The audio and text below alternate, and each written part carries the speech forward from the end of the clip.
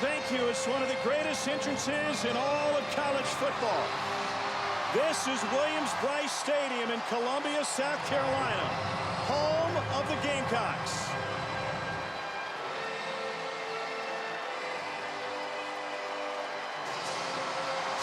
And here comes South Carolina.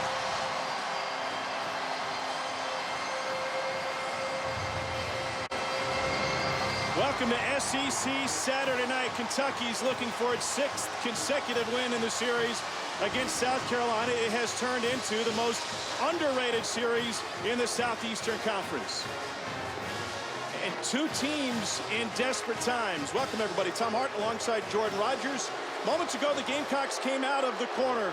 Figuratively and literally, they're in a corner, because this is a team that's facing a must-win situation. They'll only be favored in 3 more games after this one. Yeah, Tom, you know you can never plan for losing a 3-year starter at quarterback, the face of your program. So South Carolina right now is trying to figure out who they are, and I think on the offensive side of the ball, they're searching for their identity. At times against Alabama, they looked good, but with a young quarterback in Ryan Helinski, who struggled last week, they got to figure out what he does best. And they got to figure out in a hurry, because down the road, it doesn't get any easier. No, 4 ranked teams that are all monsters on that schedule, with only one of them coming here. Then there's Kentucky. And who would have thought that Kentucky would have been able to reload and get ready after a historical season last year? One key, the versatile Lynn Bowden.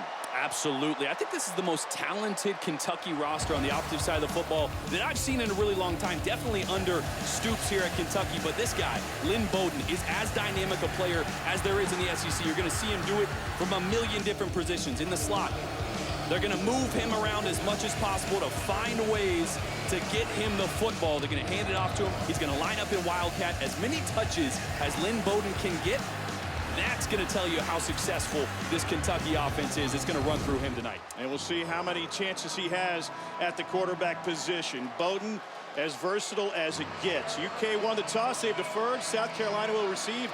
And Cole Kublik, we'll see a monster matchup up front when Kentucky has the ball. Well, I tell you what, we are in for a heavyweight title fight in the trenches tonight, Tom. Javon Kinlaw, defensive tackle for South Carolina, against Logan Stenberg, offensive guard for the Kentucky Wildcats. I think Stenberg's been the best guard in the SEC this season. Kinlaw has been one of the best defensive linemen in the nation. 16% body fat, 6'7", 298 pounds, 16% body fat. He's going to show us tonight why he's going to probably end up being the first-round draft pick. And he has developed into that first-round talent. Sit back, enjoy. This is Williams-Brice.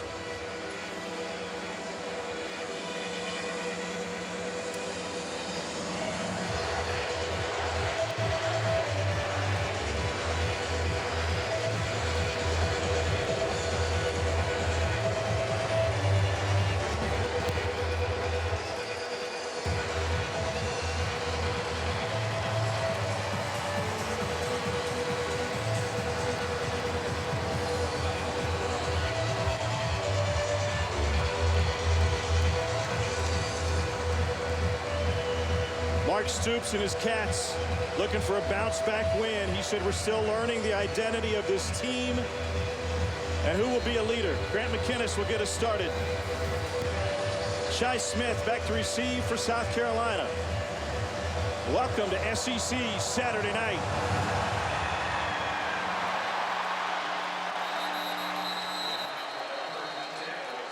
Both of these teams lost their starting quarterbacks early in the season. They're each down to their 2nd string man. For South Carolina, it's a freshman out of Orange, California, Ryan Helinski. He comes from a family of quarterbacks, 5 touchdowns, 3 interceptions, 2 very different game plans against both Alabama and Missouri. And I think it's important early in this game they get Ryan Helinski some layups, some easy throws. Last week, couple misses early really affected him early in that game, and he didn't recover from it. Rico Dowdle in the backfield with him. He's got the versatile Brian Edwards split out wide. And on the first play from scrimmage, it'll be a handoff and plenty of room in the running game for South Carolina. Rico Dowdle rips off 15. And right away, run to the right, which is behind a true freshman right tackle. Jalen Nichols getting the start tonight. Watch that position. Obviously confident enough in him early in this game to run right at him.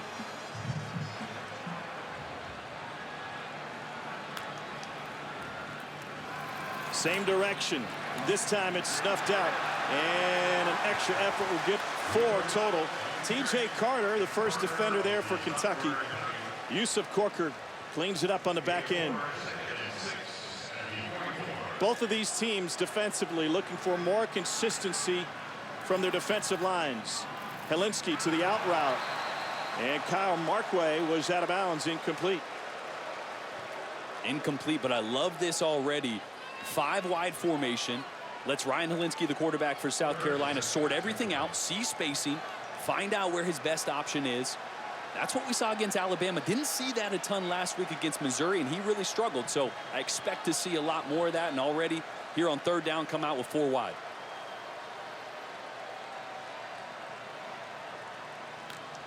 That was Edwards in motion. Helinski finds him. And Brian Edwards takes it to midfield. And it'll be right at the marker. Looks like they're going to spot it as a first down before Calvin Taylor got him. Will Muschamp hadn't gotten many breaks so far this season. They lost some key players. They had another one who was playing as a starter in the defensive secondary quit the team this week. Former all-conference defensive back at Georgia. Muschamp could use a few breaks. Yeah, and in the first situation we have of which ref it is, they went with the right Twix, not the left Twix. And the right Twix had the first down. I was waiting for you to bring that up. Get the bingo card ready. Rico Dowdle again, and he's able to only find one on the right side. Where does South Carolina offensively have an advantage in this game? Well, I think they have an advantage at the receiver position with Brian Edwards. Now, if you're looking at this offense, where did they struggle last week? Getting Helinski comfortable, getting him easy completions. But as a quarterback, sometimes your best friend to help you out there is running the football effectively. So that's not a good first down play. They got to get the run game going. Helinski on the rollout, fires a little bit behind Markway. This is a Kentucky secondary that's without 5 defensive backs who were drafted. Starting safety Jordan Griffin will not start this game. Quandre Mosley starts in his spot. It remains to be seen when Griffin will enter and if he's effective as we take a look at the starters. Yeah, and this defense is still a work in progress. Talking to Brad White, trying to find their identity, find some pass rushers on the outside. The one consistent is the emotional leader there in the middle, Cash Daniel, playing at a high level. But everything else right now is kind of in flux as to how good they can be and where their talent really is. They lost their best defensive back, Devontae Robinson, to injury earlier. This one's complete to Tavian Feaster, the Clemson transfer. His former team had a hold on in a white knuckle race with Mac Brown's North Carolina team this afternoon. Here's how South Carolina lines them up. I already mentioned really important that Rico Dowdle gets going in this game, and I love South Carolina already pushing the tempo. That'll help with the run game and the play action. Helinski checks back over the middle. Big gain coming for Shi Smith. It's a pickup of 22 as the opening drive rolls on for Carolina. This is such a good throw by Ryan Helinski. One thing he does extremely well is throw off platform. He's moving to his left here, which is tough for a quarterback, and he's got a guy in his face. Watch the arm angle. Comes a little bit 3/4 there, has some zip on the ball, and a great accurate throw. Offensive coordinator Brian McClendon said we kept all these guys in to help block against Missouri because of the fear of their personnel up front. They didn't have the same fear against Alabama when they opened it up.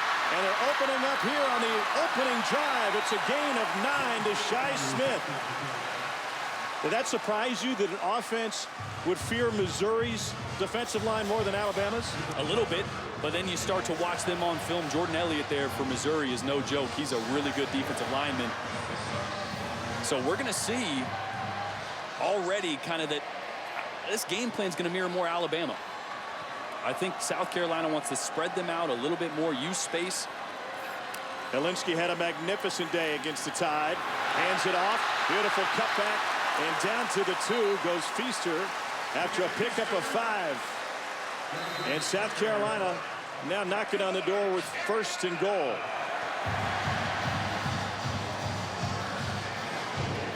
A lot of hands on hips early for this Kentucky defensive line, fellas. And that's one thing Mark Stoops mentioned. He tried to change things up this week in practice. Thought last week they got a little bit of a sluggish start against Mississippi State. Attribute that to too much activity in practice. So they cut back a little bit this last week, but you're right, they're gassed early. Straight ahead, touchdown, South Carolina. Tavian Feaster.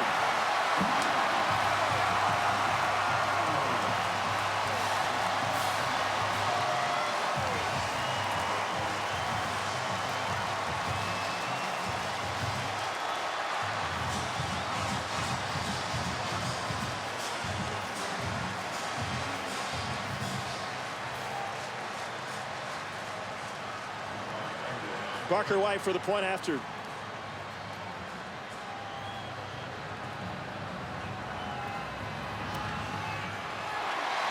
It was Feaster who carried it in the end zone, but Smith with 2 big completions for 30 of the 75 yards covered. And South Carolina opens the scoring with an opening drive touchdown.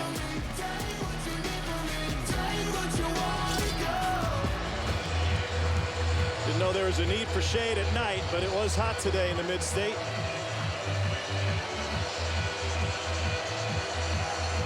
Then Bowden back to receive off the foot of Will Tommy, and Bowden will let it carry.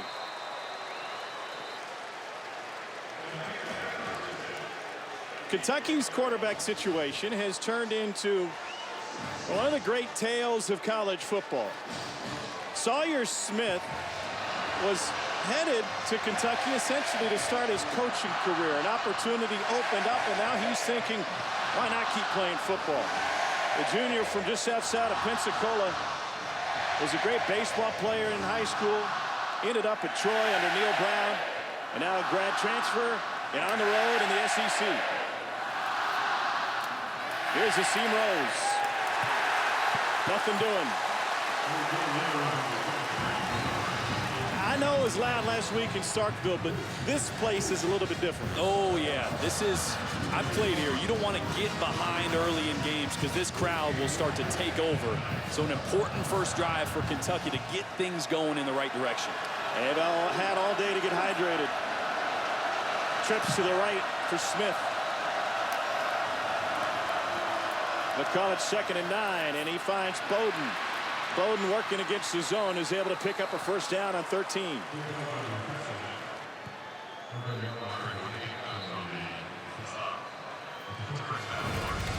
That's just a great little RPO. Linebacker bites up. Lynn Bowden just on a little search route.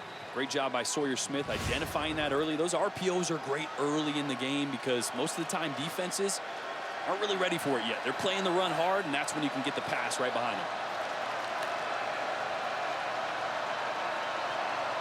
Opening drive for Kentucky. It's Rose, and Rose is immediately swallowed up. Rick Sandage was right there alongside Sherrod Green. It's a loss of 3. And Green may have finished that one off, but I tell you what, Javon Kinlaw is a force in between the tackles. Look at him driving Drake Jackson, the center, back into the play, and that's what really made that play. Yeah, Green had the tackle, but Javon Kinlaw driving the center gave A.J. Rose no room. Carolina shows corner blitz from J.C. Horn. They bring him tentatively, and Kentucky couldn't find much against it with the run, and they'll be left with 3rd and 10 after the tackle by Ernest Jones. And what you're going to see out of this South Carolina defense, maybe a little different than normal game plans. They like a lot of man coverage, but in this game, a lot more quarters, a lot more zone, and zone pressure off that. 3rd down 9.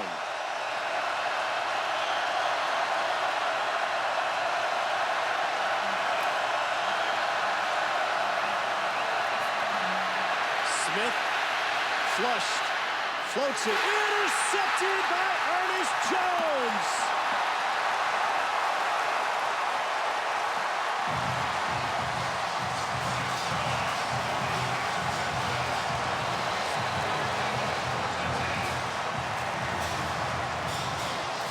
South Carolina's got the lead and the ball. Sawyer Smith tried to float it over the top of Jones. Ends up in his gloves. Helinski to the outside. This is Brian Edwards. A lot of work just to get back to the line of scrimmage.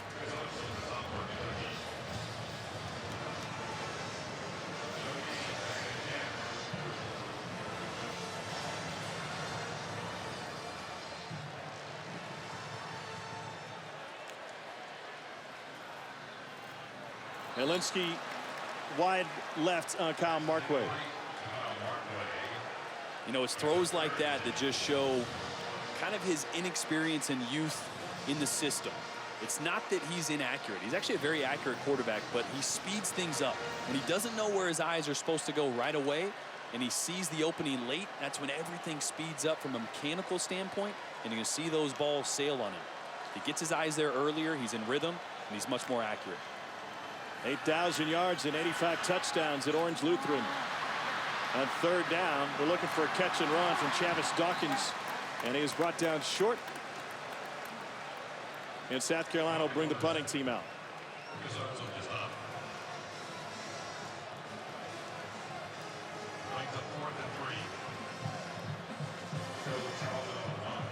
Three passes there. I'm kind of surprised that South Carolina got away from the run game there. Obviously, you get behind the sticks, you got to try to catch up, but South Carolina, a lot of success early running the football. I'd like to see him get back to it.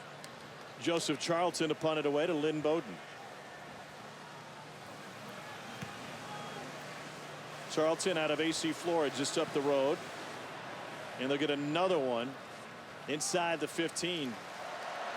Asim Rose is the running back for Smith. They want to go to the air. And that one's wide, trying to find Ahmad Wagner, who's been a fantastic weapon for Kentucky this season. Yeah, he's a big body, 6'6", 234 pounds. He's a threat in the red zone, but on that play right there, just a little stop route and man coverage on the outside. He ran that at about 11 yards. That's supposed to be 8. So that ball, you might look at that and go, that's a bad throw. That ball was thrown right where that route is supposed to end up. For a basketball player, is still new to him. Still learning, absolutely. Something you'll see and you've seen so far this season.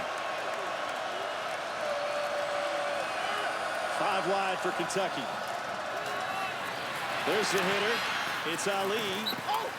And he takes it for a gain of 7. Did the ball come out? We got a whistle. But the ball in the hands of South Carolina and A.J. Turner. They say the play was dead. Pardon me. That was Ernest Jones, who already has a pick tonight. Boy, Ernest Jones, Mike linebacker for South Carolina. He is fun to watch him fly around. You can see the knees down. The ball comes out afterwards. He plays with his hair on fire.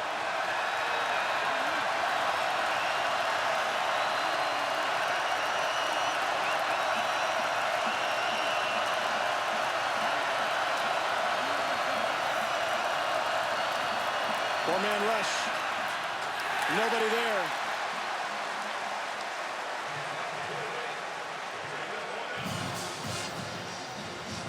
Lynn Bowden was going down Bluff Road. Smith thought he was on Shop. And they'll have to punt it away. Just a miscommunication there. Similar to the rub route they ran earlier on a third down. But Bowden in this one's got the opportunity to sit up in zone or keep running out in man. It was man coverage. He should have kept running out. That's where Sawyer Smith expected him to go. Just a little miscommunication. Duffy out of Perth, Australia.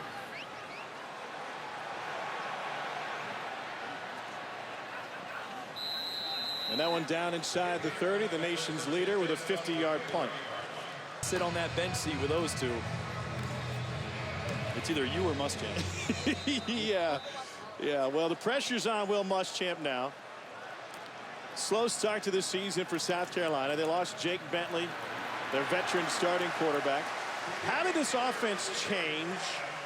Not just with going to a new quarterback, but in terms of the talent of both Bentley versus Helinski. Yeah, really similar from a talent standpoint, but Jake Bentley did so much at the line of scrimmage with protections, with alerts where they call 2 plays in the huddle. I mean, he controlled the game at the line of scrimmage. Now, Ryan Helinski is as talented as Jake Bentley, but a lot of the protection things are still handled by the offensive line, so they're continuing to add some things onto his plate, but they're not able to play as much tempo as they were with Bentley. Jake Bentley out for the rest of the season. His dad on this staff, as you know, probably is a tight ends coach. It's got to be very frustrating. He did not have a great start to the season in the loss to North Carolina. Nice cutback for Tavian Feaster. Back-to-back 4-yard gains for South Carolina. I got to talk to Jake Bentley down on the field before the game, and you can just tell. I mean, he's a competitor. He's frustrated. He's disappointed with the injury, but he's been working very closely with Ryan Helinski in the meeting room. Says he's eager to learn, trying to soak up everything he can from Bentley. Will Muschamp said that was a bad loss for us at North Carolina. It was a bad loss the way it went down. We didn't perform very well. Then he said what adds to the stress here. That is the end of the first quarter.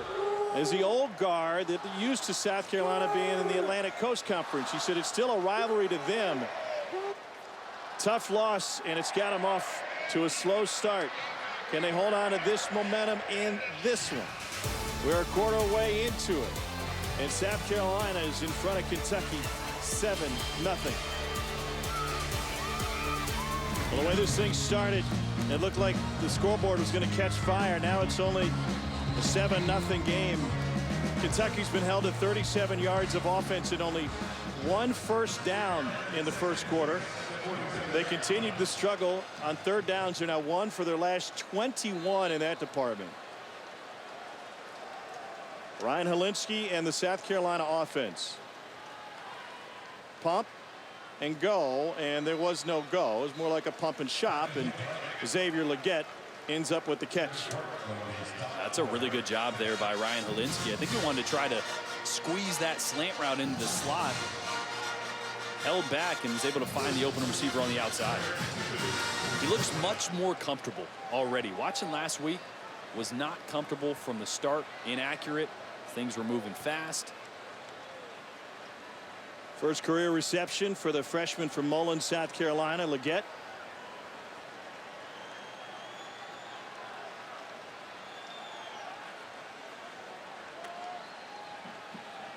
What a decibel difference on third downs. Here's Dowdle, and he stayed on his feet to crawl inside the 30. 20-yard run.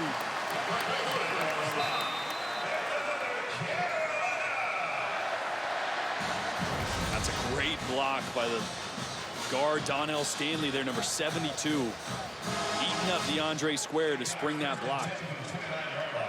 So you mentioned Helinski looking more comfortable. How does a quarterback get comfortable? You get some easy completions. Honestly, the quarterback's positions played between the ears. When you're confident, things slow down. You start to see it better. You start to rip throws like that. And while we were watching film, you said that's a good job for Helinski being able to throw on the run. It's so hard to do throwing on the run to the left as a right-handed quarterback, especially a long throw like this. Look how he has to contort his body. He's got to get his left shoulder all the way around so he can get a lot of power into that, because you lose your lower body. Good, accurate throw there to Brian Edwards in the slot. 1st and 10 from the 16 for the Gamecocks. Toss to Edwards. That'll be a pass, and Edwards trying to find the corner. Well, South Carolina has been really impressive with extra yardage tonight, whether it's Dowdle or the wide receivers. And Jamar Boogie Watson finally stops Edwards.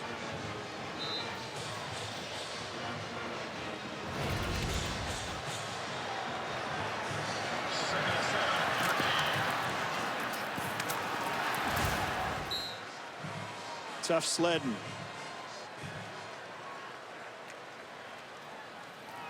This time they give it to Dowdle. The timing was off. He was clipped by Ortre Smith. Dowdle's wondering where that truck came from. Yeah, you got to let this guy get a little closer. He's got to be out of the way by then. Great awareness by Dowdle. Not many times you got to dodge a black jersey coming at you. It's not what you expect. Carolina's 3rd and 5 on third down. This is 3rd and 4.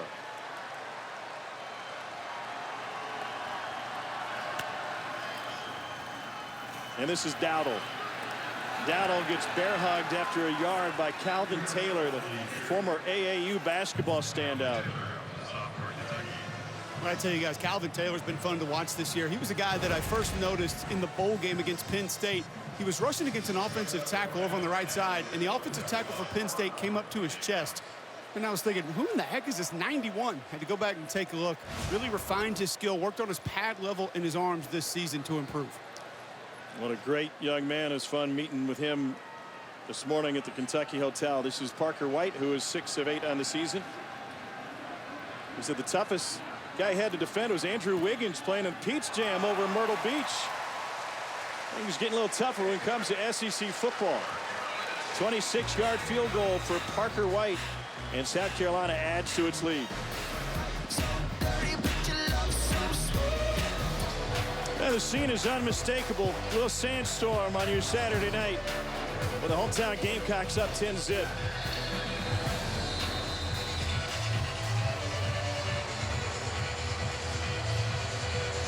See if Lynn Bowden gets a crack at this one. The lefty Will Tommy. Past Bowden and through the back of the end zone.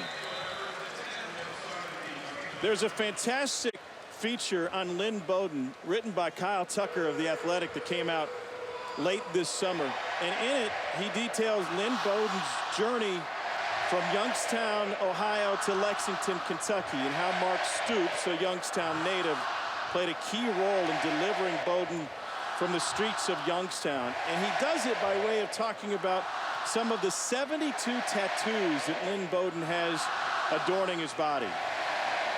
And the development of Lynn Bowden as both a player and a person. Knocked away last second by Jamie Robinson. Here's a look at some of the artwork. It includes a brick road for the street in front of his grandmother's house where he lived with almost a dozen family members.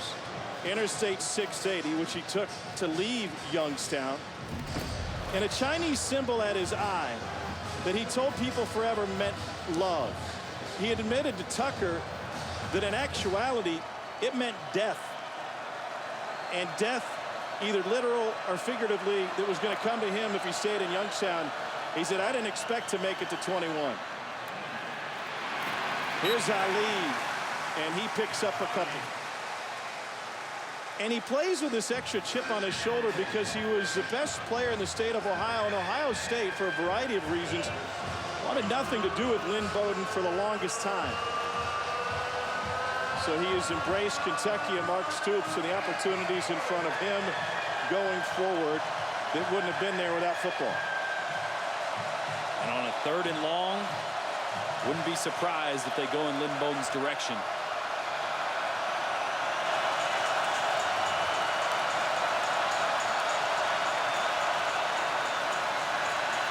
Smith looking the other way and incomplete. Trying to find Allen Daly Jr. Seemed like Sawyer Smith was reliant on Lynn Bowden in the first couple possessions, and now that time they don't look his way once. Yeah, it's interesting. They like the matchup they have to the short side of the field, and they keep dipping into that, but time and time again, it's not there. And Sawyer Smith starting this game off 4 for 11. They got to find ways to get him easy throws and get Lynn Bowden involved.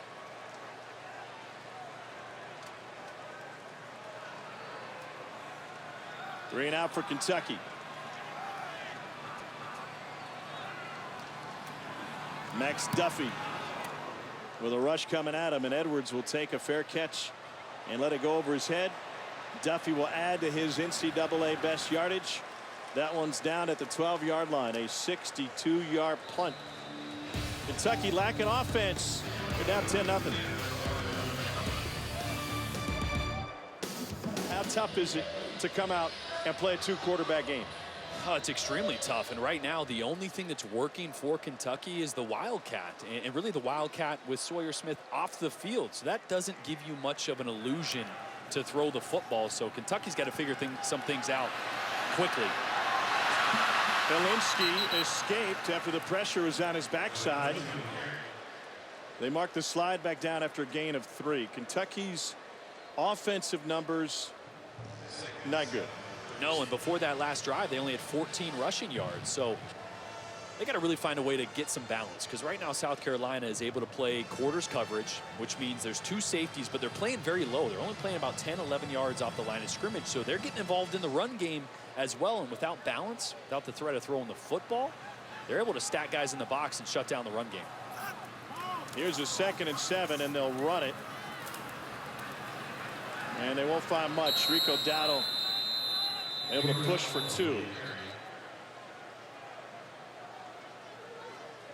We mentioned this being a big game for South Carolina, almost a must-win with what they have left on the schedule, with the start that they've had. This is a big drive for them. With 2 minutes left, can you get points, or can you control the ball all the way to half? Be nice to keep that goose egg on Kentucky's side of the ball, not give them an opportunity to get some momentum before half. So you're going to see them milk every second they can of this play clock, but a big 3rd down here in 5. Four-man rush. They got into Helinski, but he got it away to Edwards. And he's corralled after running for the first down. Edwards on the reception, results on the tackle. One thing we haven't seen yet, not sure we're going to see it with 1.5 minutes left here before half, but South Carolina hasn't taken a shot yet. Haven't pushed the ball downfield. It's been a lot of side to side, a lot of quick, easy throws. Rico Dowdle out of the backfield. Squirts free, and he takes it all the way past the 45. It turns into a 22-yard run. Kentucky's tackling has been atrocious. And it never fails. In the 2-minute drill, the check down is a quarterback's best friend. Four-man rush again. Helinski dropped again. Second sack for Kentucky. It's Calvin Taylor with another big-time play. Calvin Taylor was essentially unrecruited coming out of high school, out of Augusta Christian.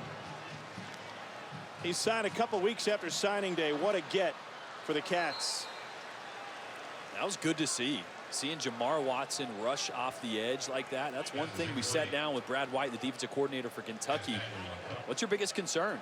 Edge rusher. We don't have a guy like Josh Allen that could be an eraser late in games like he was so often last year. Jamar Watson, number 31, he's the guy to watch on the outside, getting a sack there. Calvin Taylor's playing at an exceptionally high level. Watson right here, watch him off the edge. He's got a lot of speed. Helinski nearly picked. Brandon Eccles was able to dive after it. That time they double Watson on the outside, chip him with the running back. It's a good way to slow down a good pass rusher. It's a good job by Kentucky. South Carolina gets a check down that spurts for 20-something yards, gets some momentum, tries to push the tempo, and Kentucky bows up. And surprised they're not sending the house here.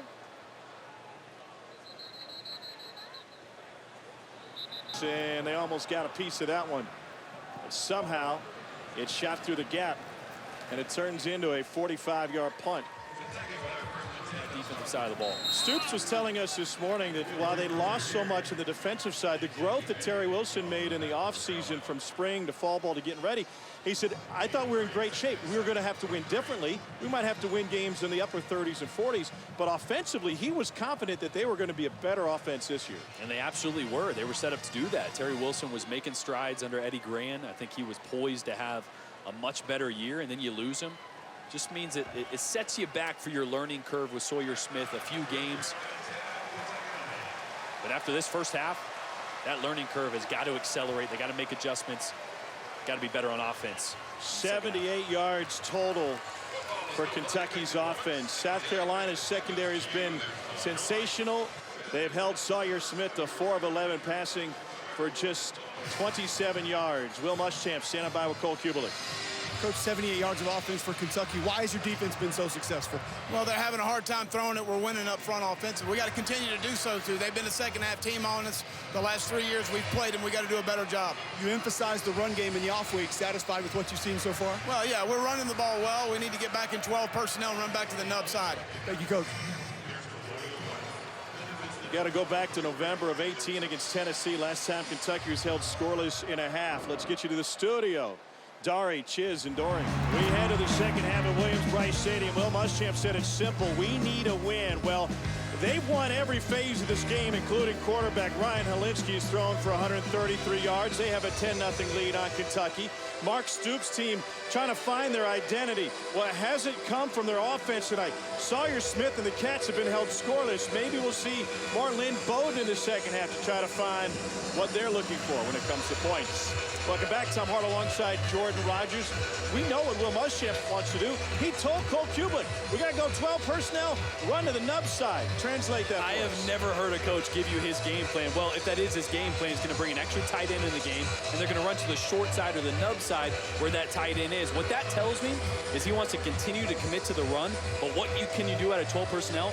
Go max protect and take some shots as well, so expect him to stretch the field. Let's see if South Carolina gets a chance to do that. Kentucky will put their offense on the field first. Their offense, which totaled 78 yards in the first half. Here's Lynn Bowden with a chance. Bowden turned the corner. Stays on his feet. Just shy of the 40. Let's check in with Cole Kublik. Tom spoke to Kentucky head coach Mark Stoops coming out of the break, and he said, listen, simple on defense. We need to tackle, and we're probably protecting our one-on-one matchups on the back end a little bit too much. We need those defenders more involved in the run game. Offensively, he said, we need more plays. Bottom line, have to find a way to get more plays. Defense get off the field, and when we do, we need to be more aggressive and maybe take a few more shots. And a tribute to Helinski's hope here at Williams-Brice, holding up the number 3 as the third quarter gets underway.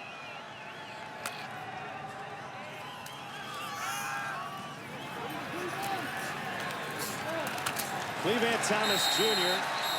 First catch of the game for Cleveland, and he finds 2 yards. Kentucky's trying to continue a win streak in this series. They have won 5 in a row, but they have yet to convert a third down tonight. They've converted only 1 of their last 23 in that category. Trying to knock off a South Carolina team that doesn't have an FBS win yet.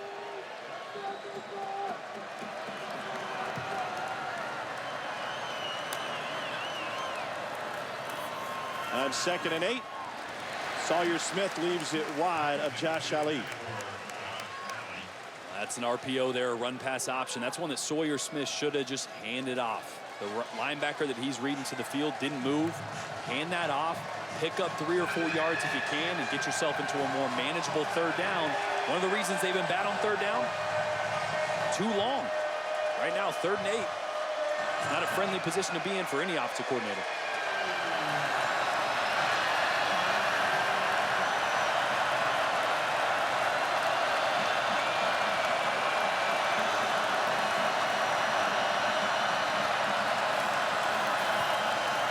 Four-man rush wins up front for South Carolina, and the ball comes loose. It's another Gamecock takeaway.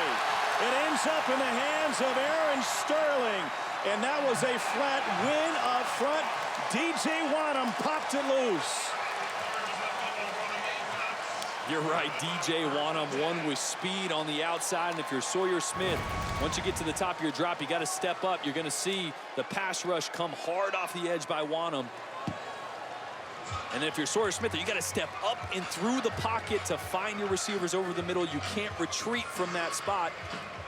That tackle does a good job. Run your guy past the quarterback and upfield. If he steps up, he steps away from danger. Really nice job with the right-hand chop from Wanham late upfield on that pass rush. That helped him sort of bend the corner and be able to close the pocket. Well, South Carolina now playing with some confidence. When they come out with 2 tight ends. Show me the nub side here. Nub side's going to be down here at the bottom of your screen. They're waiting on Missy Misdemeanor to finish her set.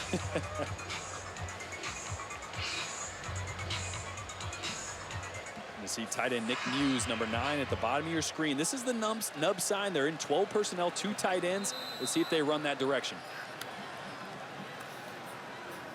And they do, and it turns into a big game for Rico Dowdle. It's a touchdown! Bill Muschamp told us what was coming, and it ends up in 6.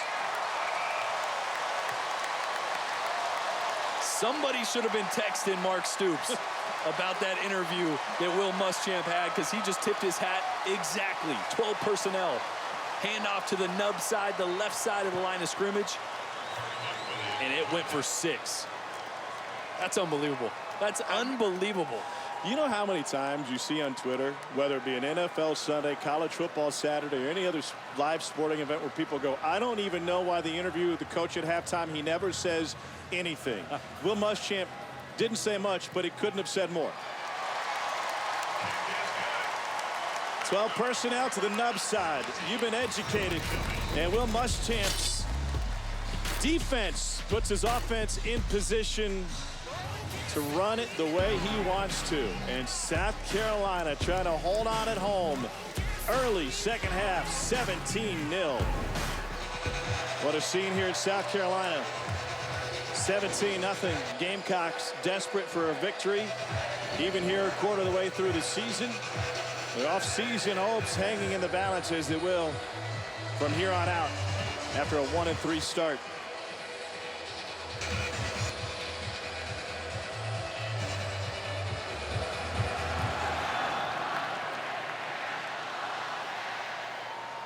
From a yard deep, Lynn Bowden. Not often a coach will show you his playbook about 25 minutes ago. Will Muschamp, what do you want to do on offense? You emphasize the run game in the off week. Satisfied with what you've seen so far? Well, yeah, we're running the ball well. We need to get back in 12 personnel and run back to the nub side. Thank you, Coach. And that's exactly what they did. You're going to see the tight end here on the nub side. Great down block, and then 2 pullers to lead block to spring this one loose. 12 personnel, nub side for 6. I just learned something. You learned Asian carp are slippery. I learned what the nub side is. Unbelievable. Only 6 takeaways through the first 4 games, and a couple tonight for Travaris Robinson's defense. How about his Augusta National hat he was sporting during our meetings awesome. yesterday?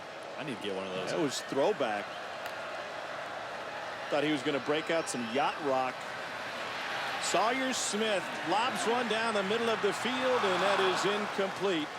Best play may have come from Israel Mukumu, trying to find Ahmad Wagner, former Iowa basketball player. And I love the play call if you're Kentucky. I mean, you don't have anybody that can separate you right now, so find your 6'6" wide receiver. Something good usually happens when you throw in the ball. It's either a pass interference or a catch. This time the ball is short. Sawyer Smith had a defender right in his face, so he didn't get enough on the ball and didn't give his big receiver a chance to go up and get it. Coming into this game, almost a third of the time Wagner has been targeted, it's turned into a penalty flag. On 2nd and 10, they're able to find 5. Travaris Robinson told us down on the field before the game that he was going to bring backside blitzes and backside pressure in this game to do just that. Take away runs from the backside. If these running backs are going to be patient, try to find space, you saw Sherrod Green coming from the backside of that play, able to track it down and get a tackle in the backfield. Late changes. They saw the Kentucky personnel change. Cats took out a tight end, brought in another wide receiver.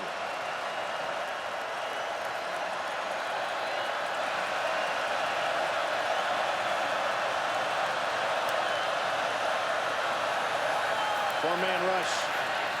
Smith delivers. What great hands by Ahmad Wagner. Wow. That is an unbelievable catch right there. That's not a good ball by Sawyer Smith. He's late on the slant, nearly misses the window, so he has to throw the ball behind Wagner here. And watch this catch. I mean, running full speed in one direction, contorts his body all the way back. Bowden takes over at quarterback. Bowden keeps it. He's going to need an ice bath after this one. DJ Wanham brought him down. And now Sawyer Smith will return at quarterback. Sawyer Smith was originally headed to Alabama to play baseball. That's where his brother Austin played. Austin was a 33rd round pick of the Marlins in 2014. He was picked ahead of a guy out of Texas Tech that barely played. Pat Mahomes went in the 37th round of the Tigers that year. Yeah, that Pat Mahomes. Smith down the sideline into coverage. It is batted away and a near pick. Maybe if there wasn't a collision, J.C. Horn would have it. Sawyer Smith's really lucky on that one. He stared this wheel route down the entire time, which brings J.C. Horn over the top. Should have picked that off, but Sherrod Green collides with him in coverage. As a quarterback, you got to use your eyes to move defensive players. Took Horn straight to the ball on that one, or might have had a play.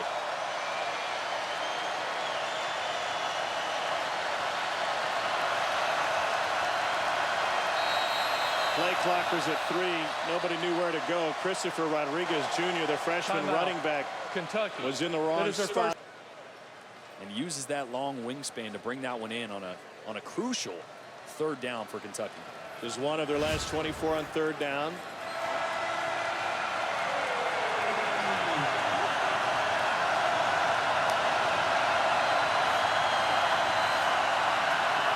Smith, maybe his best throw of the night, and it's hauled in by Ahmad Wagner.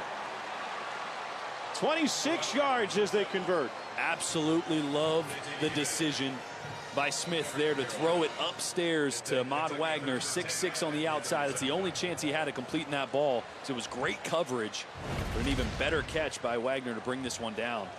That's a good ball. Best ball he's thrown all night, by far. In tight coverage there. McQuamu's 6'4", the cornerback there, so not an easy completion. Little trickery. Smith down the sideline, batted away. Fantastic recovery by T.J. Brunson.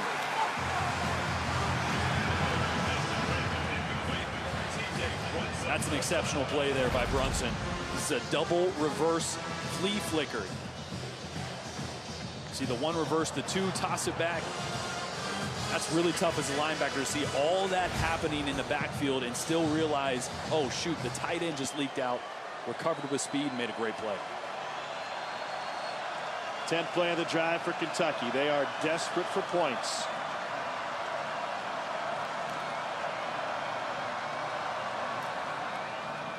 Bowden hands it off to Rodriguez, the freshman. He is bottled up. Sherrod Green's coming off of his first start last week against Missouri, and he has been busy tonight. He's a guy that's been more of a reserve role this year, but talking to T-Rob, the defensive coordinator, this week the plan was play regular personnel, first and second down, because Kentucky would come out in the Wildcat. Wanted an extra linebacker on the field, and Green has played a heck of a game in an extended opportunity. Wagner and Bowden will be the key receivers here on 3rd and 8. Play clock already at 7. Watch Bowden there, middle receiver of the 3. Smith escapes the pocket. Nobody open deep. He'll find a cheerleader.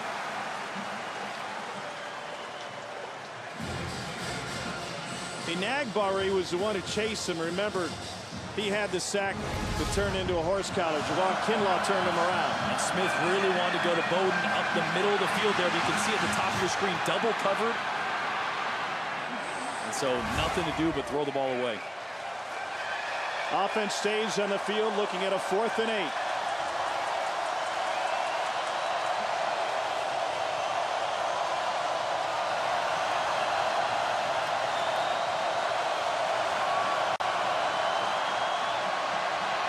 And he goes down. Another sack for Carolina. DJ Wadham.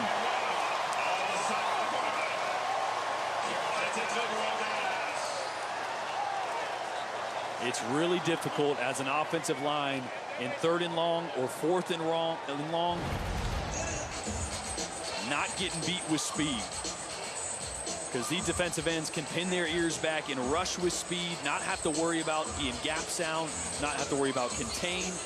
And that is tough when you have a guy like Wadham on the outside, as athletic as he is, knowing quarterback's got to drop back and sit right in front of him. I think your misspeak was accurate. 3rd and wrong most of the night for Kentucky. They're going to look to the sideline, see if they like their numbers running the football. You expect him to run left? I do. Mo Denson with the carry. And they'll be left with 2nd and a very short 2. And I love what they did there. So they line up 2 tight ends to one side. They motion one across. And you wait and see what the defense does. Do they adjust with them? Do they add an extra guy to the right side? Well, then you check it back left. It's a numbers game. And when you have the benefit of not worrying about the clock and you can waste it, you can sit back, wait for Kentucky to adjust, and then get in the perfect play.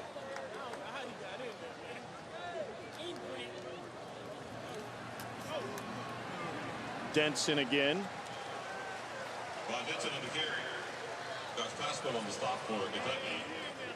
It's another catch. South Carolina was the favorite in this game, even though Kentucky looked like they're a team playing with more momentum, the Mississippi State game notwithstanding. How surprised are you that it's 17-0? I'm pretty surprised. You know, going into this game, me and Cole talked about it. I think I was leaning slightly towards South Carolina. I think he was leaning slightly towards Kentucky, but I don't think either of us saw Kentucky's offense getting a goose egg going into the 4th quarter. Didn't see that coming. South Carolina got off to their worst start since the winless '99 season. Post shot. Incomplete. Maybe they just need a little bit of magic back in Soda City. Head ball coach was in town. Saw him leaving the hotel today. Yeah, Cole honked at him. Got nothing. Cole honked really long and loudly at Steve Spurrier. This was the shot I've been waiting to see. When were they going to take a deep shot to Brian Edwards? Did a little play action at 12 personnel, sucked up the linebackers. But that ball's got to be thrown to the opposite upright if you're a quarterback. On a post route, you got to lead your guy away from the defense. Had everyone beat, just got to give him green grass to run towards. Hey, Cole, I noticed you're standing in front of the student section. How's it going down there? It's pretty good. I'm not being heckled at the moment, so that's a plus. It's calmed down a little bit. I'd say it was loud at the beginning of this game. Great atmosphere. Student section was into it, but a couple people have sort of trickled out. What would they have to heckle you about? Your playing career in Chicago? Yeah, they love seeing 54 make tackles. So. Hilinski trying to escape trouble. That'll be intentional grounding, will it not? No. Rico Dowdle over there. Come on, Tom. Give the quarterback the benefit of the doubt. I don't see Rico Dowdle anywhere. There is no foul for intentional grounding. Number 5 was in the area. 4th down. Well, he threw it. I saw number 50. Yeah, he threw it at the feet of Hutcherson, the left tackle here, but just beyond him was Rico Dowdle. Really smart move by Hilinski, avoiding the rush, finding out or knowing where his check down is, and just getting the ball in that direction. There he is. Good point. But it was close. It was. That one was at the feet of 50. Go back to 2016 against Alabama, the last time Kentucky was shut out through 3 quarters.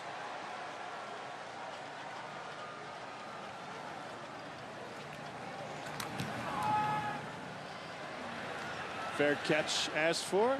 It'll get into the end zone.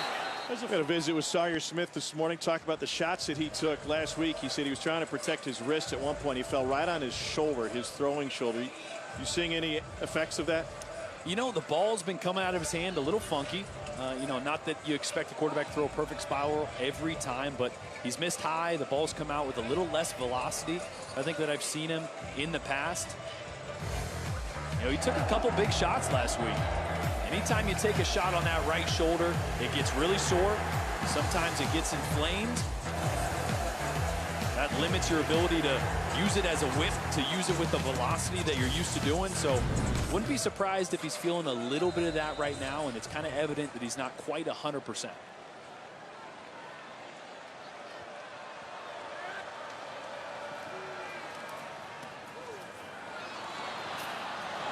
Big blast from behind. Turns into a first down, but Daly, excuse me, got popped.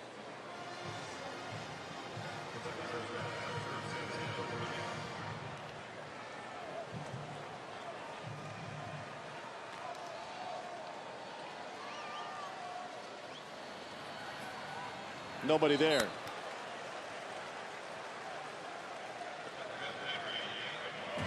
I think Smith wanted to go to his tight end, Upshaw, on that one. A little RPO, a run pass option with that linebacker sucking up, but Upshaw never turned and gave him his eyes. So it's yet again another negative play, and now another 2nd and long.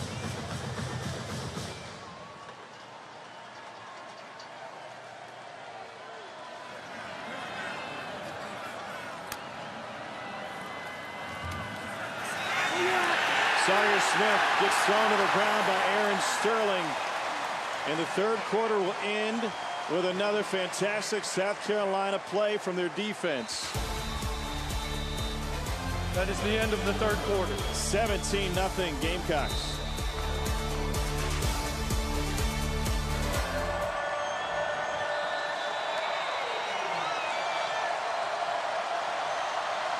Third and long.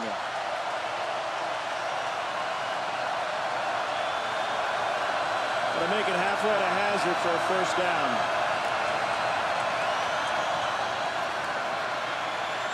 Smith dumps it out. And Rose only finds 10. They'll have to punt it away. So what we've established, by the way, tonight is that Sawyer Smith pronounces his name one way, and that great country group Sawyer Brown, according to family members, perhaps they say it a different way. No, I'm kidding. Everybody says it's Sawyer. I was just trying to give myself an out. You were trying. This Cali accent doesn't understand that way to pronounce it. You can't be trusted. Don't worry, it was an issue in the Commonwealth. Touch the Kentucky player about the 14-yard line. It'll be a 46-yard punch shot from Max Duffy. Ryan Helinski and the Gamecocks back on offense next.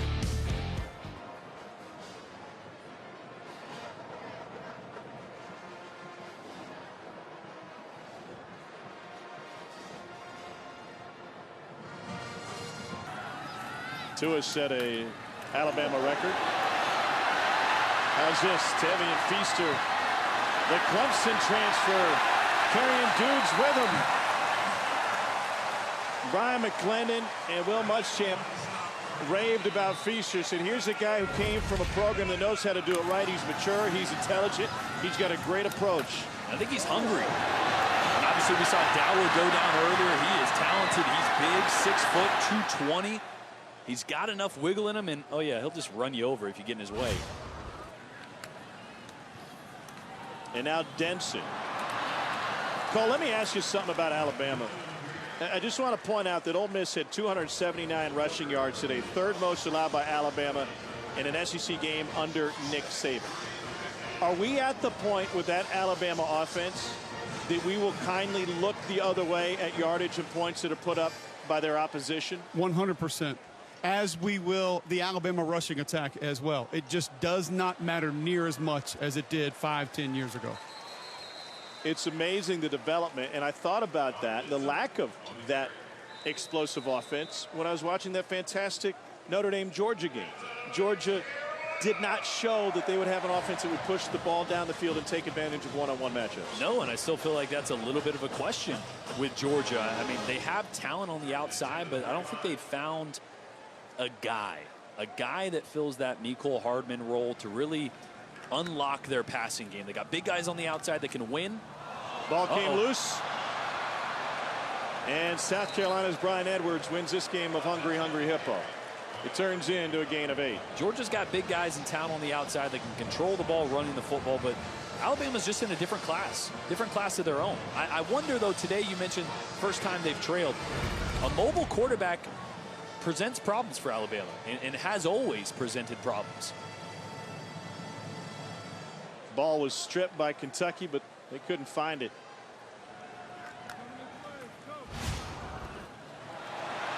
Look at this. Helinski's got the football.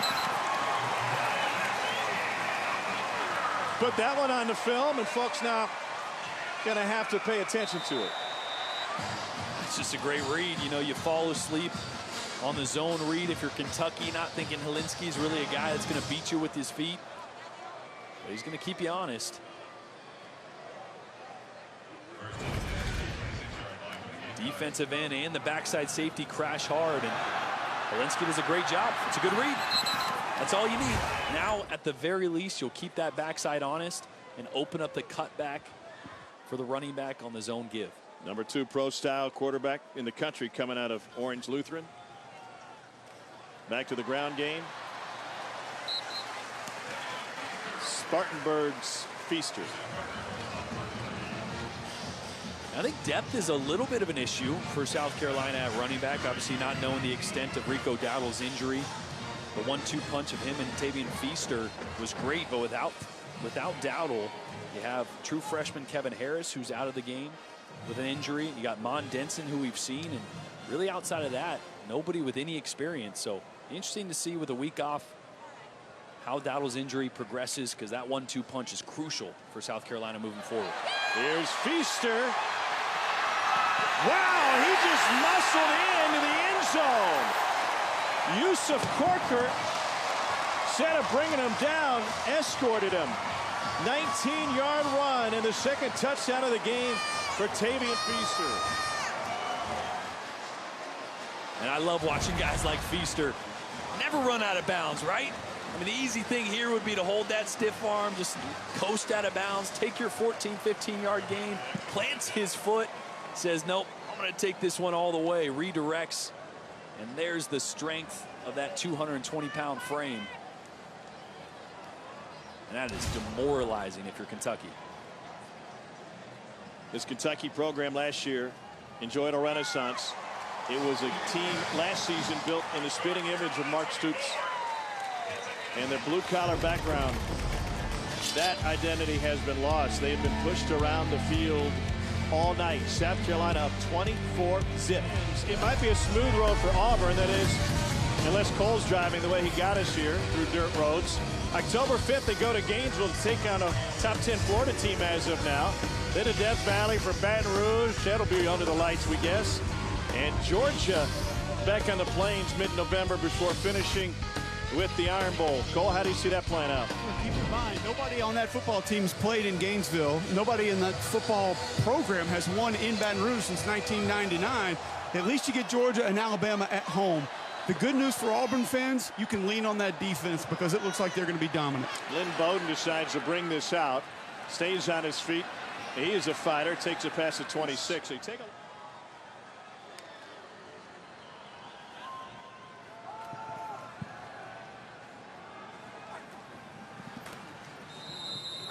Lynn Bowden's been taking snaps as the #2 quarterback since the injury to Terry Wilson. He's not just a Wildcat quarterback, and I think that if you look ahead for Kentucky, they might be in a position where they have to figure out if Lynn Bowden can be their #1 quarterback. I think so. I mean, obviously depending on the health of Sawyer Smith, but he's a guy that adds a dynamic element to that position. You saw he just took a straight drop and hit a 5, 6, 7-yard hitch route to the wide side of the field with ease. I mean, he's talented.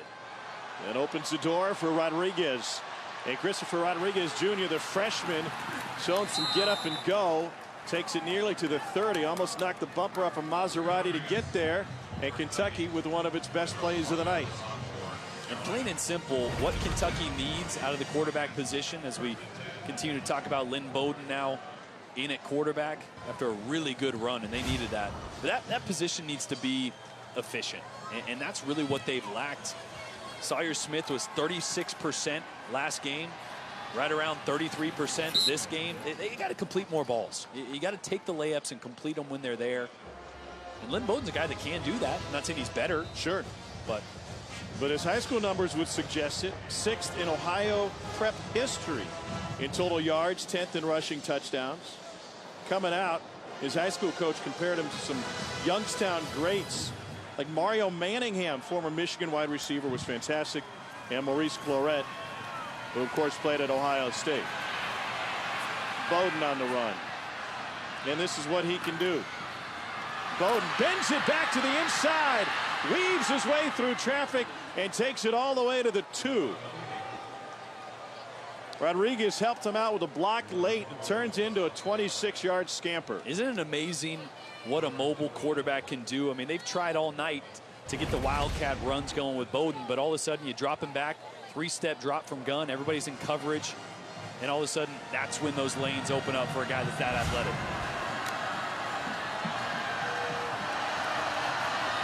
Now 1st and goal, Rodriguez pushes his way in. First touchdown of his career for the freshman from McDonough, Georgia.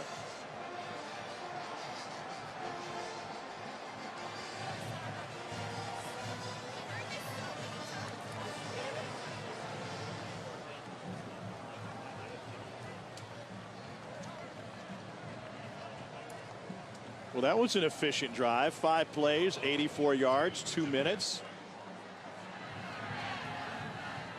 Matt Ruffalo, the spicy Italian meatball, that's his nickname, and that's a solid one, and he bangs it through. Looks like they have the hands team out there. Told you about the feature that Kyle Tucker had on him in the Athletic. And the Chinese symbol for death is tattooed next to his eye. Well, lately, he's changed his tune, especially with the birth of his son. And he's got 2 new tattoos on either side, life and live. Grant McKinnis and Chance Poore are both out there. Number 12 and number 86. Couple of kickers. See what they have drawn up. Poore runs past it. And that one goes 10. And Kentucky almost got it, but Shi Smith was able to take it away. Wow. That's a great job by Shi Smith, because that was a creative onside kick and actually a perfect dribbler. I think South Carolina is going to appreciate the week off. They've had 200-yard rushers tonight. There's Mondenson again. They are without DeCarrion Joyner, freshman out of North Charleston, that played some wide receiver and quarterback. So Jay Urich is the backup quarterback tonight. We'll see. It doesn't look like Urich's going to get a snap, but I was looking forward to seeing him. He was the MVP of the spring game. He was 6 of 8 passing, and he also had 9 catches for 130 yards. He's a big kid now. He's a big kid, and he can throw it. I'll tell you what, just having the bye next week is so valuable, especially for a young quarterback. This is what, 3 games in for Helinski? Yep. At some point, you don't really have the opportunity to look back. And when you get the season, you're a young quarterback, as soon as Saturday ends, it's Sunday, it's quick corrections, and it's game planning for next week. You don't really get a chance to press pause. Timeout, Kentucky. And go. That is their second charge timeout of the half. This will be a 30-second timeout. You don't get a chance to press pause and go, what can I do better? So this is a perfect time to have a week where Helinski doesn't have to think about a game plan. He can go, what do I need to improve upon? I don't have to game plan this week. I can game plan myself. Figure out how I can fix some things. So an early bye sometimes for a young quarterback is much more valuable than having it later in the season. Go back and watch all those old episodes of Star Search you haven't discovered just yet. Go watch Sinbad making his national television debut. I know you're a big Sinbad fan. Yeah, Jingle All the Way. One of my favorites.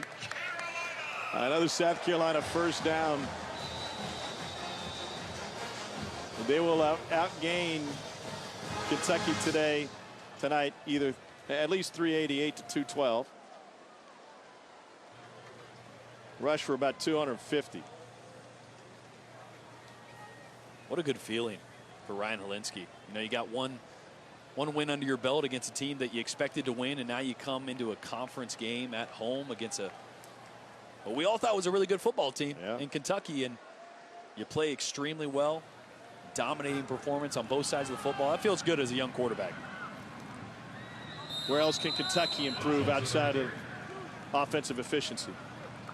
I think that's number 1 on their list. I think we started to see them identify a pass rusher and Jamar Watson on the outside, which can really open up what they can do on defense, not having to pressure as much, being able to play a little more sound on that side and trust the athleticism in place of a Josh Allen that they don't have anymore. But they got to fix things on offense. Have to. This was a very surprising performance. I didn't expect this. Got to find out what they can do to be more efficient at the quarterback position, whether it's with Smith or Bowden. Someone's got to do it.